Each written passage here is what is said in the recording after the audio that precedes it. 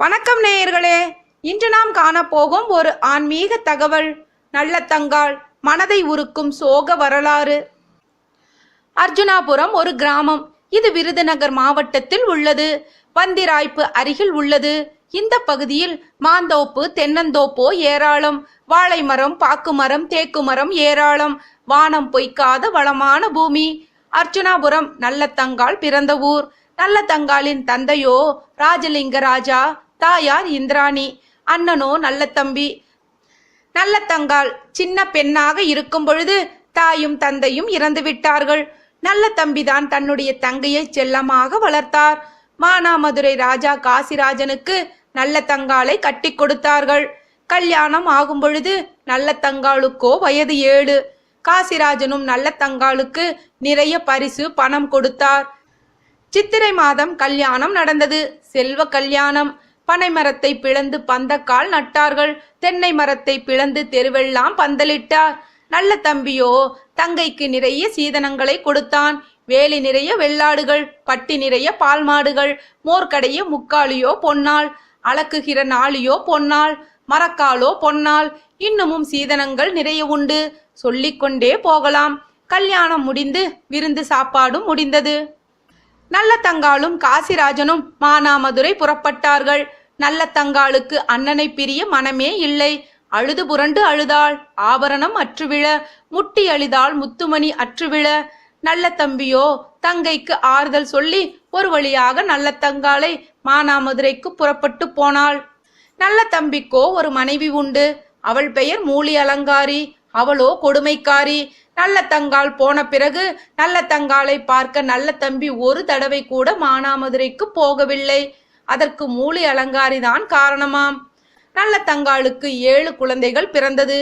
பிள்ளை குட்டிகளுடன் அவளும் சந்தோஷமாக தான் வாழ்ந்தாள். இதெல்லாம் கொஞ்சம் காலம்தான். மானாமதுரையில் மழை இல்லை. 12 வருடமாக நல்ல மழை இல்லை.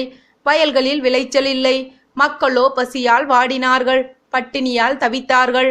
பஞ்சமோ பஞ்சம். மரக்கால் உருண்ட பஞ்சம், மன்னவரை தோற்ற பஞ்சம். நாளி உருண்ட பஞ்சம், நாயகரை தோற்ற பஞ்சம்.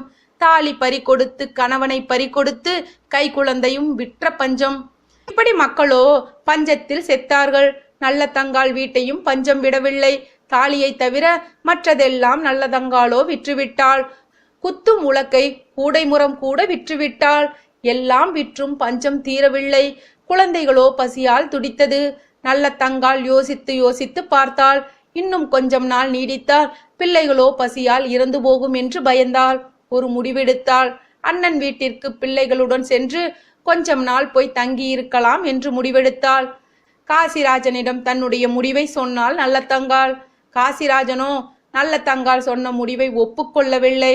அடி பெண்ணே, வாழ்ந்து கெட்டு போனால் ஒரு வகையிலும் சேர்க்க மாட்டார்கள். கெட்டு நொந்து போனால் கிளையிலும் சேர்க்க மாட்டார்கள். கை கொட்டி சிரிப்பார்கள். நீ போக வேண்டாம்.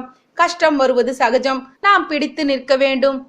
சாணி எடுத்தாவது தட்டி பிழைப்போமடி, வேலி விறகெடுத்து விற்று பிழைப்போமடி என்று காசிராஜனோ தன்னுடைய மனைவி நல்லதங்காளிடம் பலவாறு எடுத்துரைத்தார். காசிராஜன் சொன்னதையெல்லாம் நல்லதங்காளோ கேட்கவில்லை. இனியும் தாக்கு பிடிக்க முடியாது என்று நினைத்தாள். சந்தனம் தொட்ட கையால் நான் சாணி தொட காலமோ, குங்குமம் எடுக்கும் கையால் நான் கூலி வேலை செய்ய காலமோ என்று சொல்லி நல்லதங்காளோ அழுதாள். இதற்கு மேல் நல்லதங்காளை சமாதானப்படுத்த முடியாது என்று காசிராஜனும் தெரிந்து கொண்டார். சரி, போய் வா, பிள்ளைகளை பத்திரமாக பார்த்துக்கொள் என்று சொல்லி வழி அனுப்பி வைத்தான். நல்லதங்காளோ பிள்ளைகளை பாசத்தோடு அழைத்தாள். பாருங்கள் பிள்ளைகளா, உங்கள் மாமன் வீட்டிற்கு போவோம். அங்கே தின்பதற்கு தேங்காய் கிடைக்கும், மாங்காய் கிடைக்கும், ஓடி விளையாட மான் கிடைக்கும் என்று சொல்லி அழைக்க பிள்ளைகளும் ஆசை ஆசையாக புறப்பட்டனர். நல்லதங்காளும் பிள்ளைகளும் மானாமதுரையில் இருந்து அர்ச்சுனாபுரத்திற்கு புறப்பட்டு வந்தார்கள். காடு மலையெல்லாம் தாண்டி வந்தார்கள். வனாந்திரத்தை கடந்து வந்தார்கள். அர்ச்சுனாபுரம் பக்கமாக வந்து விட்டார்கள். ஆனால் பிள்ளைகளுக்கோ நடக்க முடியவில்லை. பசி பசி என்று கத்தி அழுதார்கள். அந்த நேரம் பார்த்து நல்லதம்பியோ அந்த பக்கம் வந்தார். படை பரிவாரங்களோடு வந்தார். வேட்டையாட வந்தார். வந்த இடத்தில் நல்லதங்காளையும் பிள்ளைகளையும் பார்த்தார். அந்த கோலத்தில் அவர்களை எல்லாம் பார்த்ததும் கண்ணீரோ முட்டி கொண்டு வந்தது நல்லதம்பிக்கு. குதிரையோ அரிதாச்சோ குடியிருந்த சீமையிலே பல்லாக்குதான் பஞ்சமோ பத்தினியே உனக்கு, கால்நடையாய் வர காரணம் ஏன் தங்கையே என்று அழுது புலம்பினான். நல்ல தங்காளோ தன்னுடைய வீட்டு நிலைமைகளை எடுத்துச் சொன்னாள். நல்ல தம்பி அவளை தேற்றினான். சரி தங்கையே, நம் வீட்டிற்கு போ. தெற்கு மூலையில் தேங்காய் குவிந்திருக்க, வடக்கு மூலையில் மாங்காய் குவிந்திருக்கும். காட்டு யானை வாசலில் கட்டியிருக்கும் காராம் பசுவும் உண்டு. போ தங்கையே போ, போய் பிள்ளைகளுடன் பசியாறு இரு என்று நல்ல தம்பியோ சொன்னான். தங்காளோ அண்ணன் இல்லாத வீட்டிற்கு போகவே தயங்கினாள். அண்ணா நீயும் கூடவாயேன் என்று அண்ணனை கூப்பிட, அம்மா நல்ல தங்காள் நீ முதலில் போ, உன் அண்ணி மூலி அலங்காரி உன்னையும் பிள்ளைகளையும் நன்றாக கவனித்துக் கொள்வாள். நான் பின்னாலே வருகிறேன், சீக்கிரம் வந்து விடுவேன். உன்னுடைய பிள்ளைகளுக்கு விளையாட புள்ளிமானை கொண்டு வருவேன் என்று சொல்லி சமாதானப்படுத்தி வேட்டைக்கு சென்று விட்டார். நல்ல தங்காள் அண்ணன் வீட்டிற்கு அரை மனதுடன் புறப்பட்டாள். அப்பொழுது மூலி அலங்காரி வீட்டு மாடியில் இருந்தாள். நல்ல தங்காளும் பிள்ளைகளும் பசியோடு தன் வீட்டிற்கு வருவதை பார்த்தாள். வேகமாக இறங்கி வந்து கதவுகளை அடைக்கச் சொன்னாள். இறுக்கி கதவை அடைத்தாள். ஈர மணல் போட்டு அடைத்தாள். சோற்றுப்பானையை ஒளிய வைத்தாள். பழைய துணி ஒன்றை உடுத்தி கொண்டாள். முகத்தில் பத்து போட்டு கொண்டு மூளையிலும் படுத்து கொண்டாள். நல்ல தங்காளோ வந்தாள். அண்ணி அண்ணி என்று ஆசையாக கூப்பிட்டு கதவை தட்டினாள். கதவே திறக்கவில்லை. கால் கடிக்கிறது அண்ணி, கதவை திறவுங்கள். தண்ணீர் தண்ணீர் என்று தவிக்கிறார்கள் பாலகர்கள். அன்னம் அன்னம் என்று சொல்லி அலைகிறார்கள் பாலகர்கள். புத்திரர்களோ பசியார கதவை திறவுங்கள் என்று அழுது அழுது கூப்பிட்டாள் நல்ல தங்காள். அதற்கும் கதவு திறக்கவில்லை. நல்ல தங்காளுக்கோ கோபம் வந்தது. நான் பத்தினி என்பது உண்மையானால் கதவு படீர் என்று திறக்கட்டும் என்று கட்டளையிட கதவுகளோ திறந்தன. பிள்ளைகளோடு உள்ளே ஓடினார்கள்.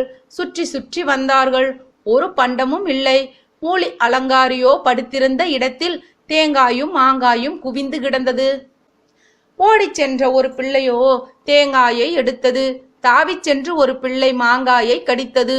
மூலி அலங்காரியோ விருட்டென்று எழுந்து மாங்காயை பறித்து போட்டாள். 1000 அழுகல் மாங்காயில் ஒன்றை எடுத்து கொடுத்தாள்.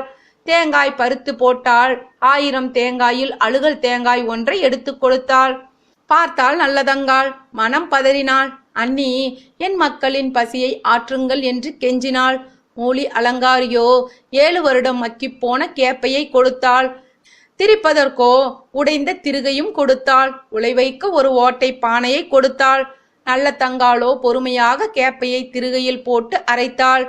எப்படியோ கஷ்டப்பட்டு கஞ்சி காய்ச்சினாள். ஈரமட்டைகளை வைத்து எரித்தாள். கூழும் கொதிக்கணும், குழந்தைகளும் பசியாறணும் என்று தெய்வங்களையும் வேண்டிக் கொண்டாள். கஞ்சியோ கொதித்தது.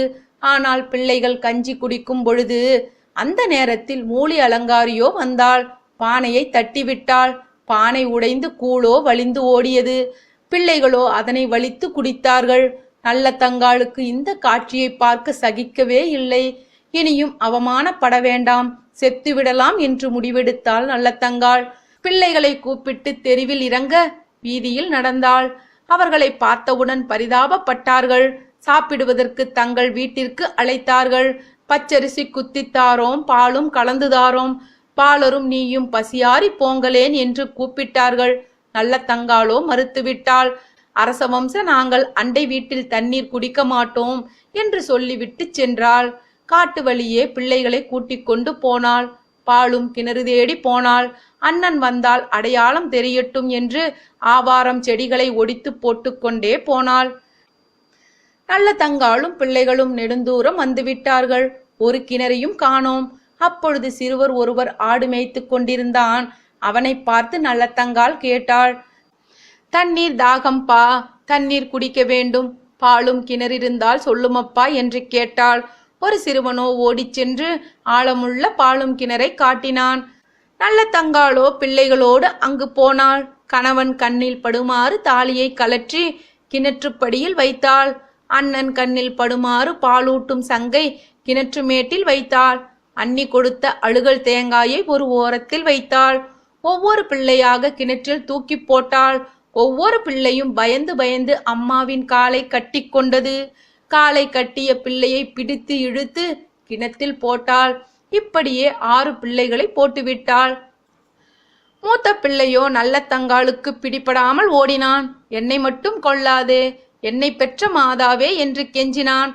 தப்பி பிழைத்தம்மா நான் தகப்பன் பேர் சொல்லுவேன், ஓடி பிழைத்தம்மா நான் உனது பேர் சொல்லுவேன் என்று சொல்லி தப்பி ஓடினான். ஓடிய பிள்ளையை நல்ல தங்காளோ ஆட்டு இடையர்களை வைத்து பிடிக்கச் சொன்னாள். இடையர்களுக்கு விஷயம் தெரியாது. தாய்க்கு அடங்காத தருதலை பிள்ளை போல இருக்கிறது என்று நினைத்து அவனை பிடித்து கொண்டு வந்து நல்ல தங்காளிடம் விட்டு போய்விட்டார்கள். நல்ல தங்காள் கதறி அழுத மூத்த மகனையும் பிடித்து கிணற்றுக்குள் போட்டாள். பிறகு தானும் குதித்தாள். நல்ல தங்காளும் 7 பிள்ளைகளும் இறந்து மிதந்தார்கள். நல்ல தங்காளுக்கு 16 அடி கூந்தல். அவள் கூந்தலோ கிணறு பூராவும் பிரிந்து பறந்து கிடந்தது. பிள்ளைகளே தெரியவில்லை, கிணற்றுக்குள் தண்ணீரும் தெரியவில்லை. நல்ல தங்காளின் கூந்தல் மட்டுமே கிணறு பூராவும் தெரிந்தது. நல்ல தங்காள் குடும்பம் இப்படியே பட்டினியால் செத்து முடிந்தது. நல்ல தங்காள் புறப்பட்ட சில நாட்களிலேயே மானாமதுரையில் நல்ல மழை பெய்து பயிர்களோ திகிடு முகுடாக விளைந்தன. நாடும் செழிப்படைந்தது. காசிராஜனோ தன் மனைவி நல்ல தங்காளையும் தன்னுடைய பிள்ளைகளையும் அழைப்பதற்காக புறப்பட்டு வந்தான். நல்ல தம்பி வேட்டையை முடித்துவிட்டு வீட்டிற்கு வந்தான். தங்கையை காணவில்லை, தங்கை பிள்ளைகளையும் காணவில்லை. பதறிப்போனான். மூலி அலங்காரியை பார்த்து என் தங்கையும் தங்கை பிள்ளைகளும் எங்கே என்று கேட்டான். மூலி அலங்காரியோ கூசாமல் பொய் சொன்னால், சீரக சம்பா சோறாக்கி போட்டேன், 10 வகை காய்கறிகளை வைத்தேன், சாப்பிட்டு போனார்கள் என்று பொய் சொன்னாள். நல்ல தம்பி இதை நம்பவில்லை. பக்கத்து வீடுகளில் போய் கேட்க அவர்களோ நடந்ததை நடந்தபடியே சொன்னார்கள். பிள்ளைகளை பட்டினி போட்டதையும் சொன்னார்கள். அவ்வளவுதான். நல்ல தம்பிக்கு மீசை துடிக்க, கண்கள் சிவந்து, பக்க சதையெல்லாம் பம்பரம் போல் ஆடியது. தங்கையை தேடி காட்டு வழியே ஓடினான். பதறி பதறி தேடினான். நல்ல தங்காள் ஒடித்து போட்ட ஆவாரஞ்செடியோ வழிகாட்டின.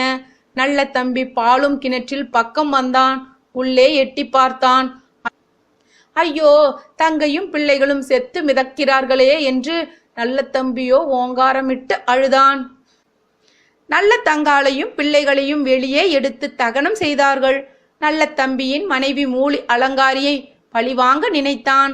அவளை மட்டுமல்ல, அவளுடைய குலத்தையே பழிவாங்க ஏற்பாடு செய்தான். தன் மகனுக்கு உடனடியாக திருமணம் ஏற்பாடு செய்ய மூலி அலங்காரியின் உறவினர்கள் உட்காரும் இடத்தில் இடிபந்தல் போட்டான். இடிபந்தலை தட்டிவிட்டு எல்லோரையும் கொன்றான். மூலி அலங்காரியையும் அரிவாளால் வெட்டி கொன்றான். இத்துடன் கதை முடியவில்லை. நல்ல தம்பி ஈட்டியில் பாய்ந்து தன்னுடைய உயிரை விட்டார். அதுபோல காசிராஜனும் ஈட்டியில் பாய்ந்து தன்னுயிரையும் விட்டார். இவ்வாறு 2 குடும்பங்களும் பூண்டோடு அழிந்தது. இதற்கு அடிப்படையான காரணம் என்ன? வறுமை ஒரு பக்கம், மூலி அலங்காரின் கொடுமை மறுபக்கம். வறுமை கொடியது, பசி கொடியது, பட்டினி கொடியது, அதைவிட கொடியது மனித தன்மையற்ற செயல்.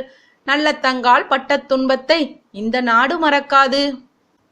என்ன நேயர்களே, இப்பொழுது அறிந்து கொண்டீர்களா நல்ல தங்காளின் மனதை உருக்கும் சோக வரலாற்றை? மேலும் இது போன்ற சில சுவாரஸ்யமான ஆன்மீக தகவல்களுக்கு எங்களோட சேனலை சப்ஸ்கிரைப் பண்ணுங்க. பிடிச்சிருந்தா லைக் பண்ணுங்க, ரொம்ப பிடிச்சிருந்தா ஷேர் பண்ணுங்க. உங்களோட கமெண்ட்ஸை எங்களுக்கு மறக்காம போஸ்ட் பண்ணுங்க. நன்றி நேயர்களே.